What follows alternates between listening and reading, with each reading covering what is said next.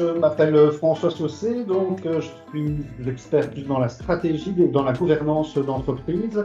Je travaille au sein de AES Expertise Stratégique. Bonjour, je m'appelle David Flamand, je travaille pour AES Expertise Stratégique comme consultant en communication.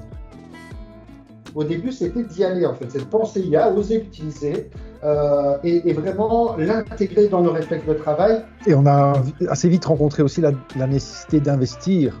Donc, il n'y a aucun outil d'intelligence artificielle qui soit vraiment très cher, mais il en existe beaucoup. Il faut pouvoir faire des choix d'investissement dans les outils, bien sûr, dans les formations.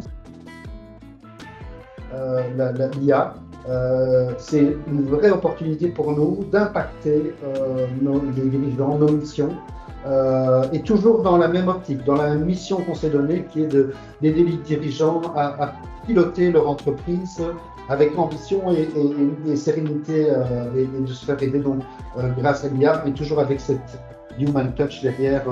Donc ça nous demande automatiquement des ajustements dans notre méthodologie. Comment au début c'était comment on formule bien les prompts, à challenger les résultats, à créer ses habitudes, comme je le disais plus avant, et ça nous permet d'augmenter la valeur ajoutée, de ce qu'on apporte à nos clients et la valeur ajoutée de notre travail. Et on gagne du temps dans l'analyse de nos process, des interviews qu'on peut faire avec les clients, dans la manière de structurer une organisation. Et en fait, le temps gagné nous permet d'avoir un professionnalisme plus engagé, plus vrai. C'est d'abord se former, s'y intéresser, il faut tester. Idéalement, dans une entreprise, c'est de créer un petit pôle IA, c'est de trouver les gens qui s'y intéressent, qui ont envie de s'y investir et qui puissent se créer ce petit pôle, cette équipe qui peut y travailler. Ça va déjà changer tout. C'est aussi de documenter ces prompts, essayer d'avoir des prompts où on essaye de les garder parce que on va trouver un bon prompt qui va nous aider à aller plus vite et vraiment à bien fonctionner. On va essayer de l'améliorer au maximum.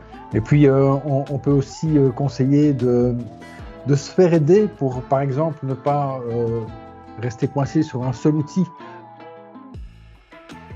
Ce qui va être important aussi dans l'entreprise et qui est même obligatoire aujourd'hui, depuis début février, où il faut créer une charte interne sur l'utilisation de l'IA. C'est très important, on l'aborde dans nos formations, on va aider les gens à le faire, pas des personnes, mais l'idée, ça serait des rapports générés automatiquement à la fin de notre réunion, que derrière, il y ait automatiquement une organisation qui se fasse avec les tâches qui soient créées automatiquement dans votre CRM ou votre RP, dans vos mails, peut-être qu'il y ait des rendez-vous proposés automatiquement avec les autres personnes et que tout ça se passe de manière automatique grâce à l'IA et que ça nous fasse encore gagner du temps et de la valeur derrière. Aussi, et peut-être surtout, une IA qui connaît l'entreprise aussi bien que nous, qui comprend notre culture d'entreprise, qui comprend notre manière de fonctionner, qui sait exactement quelle forme de valeur ajoutée est-ce qu'on amène aux clients et qui nous aide dans cette direction-là, tout en nous coachant personnellement.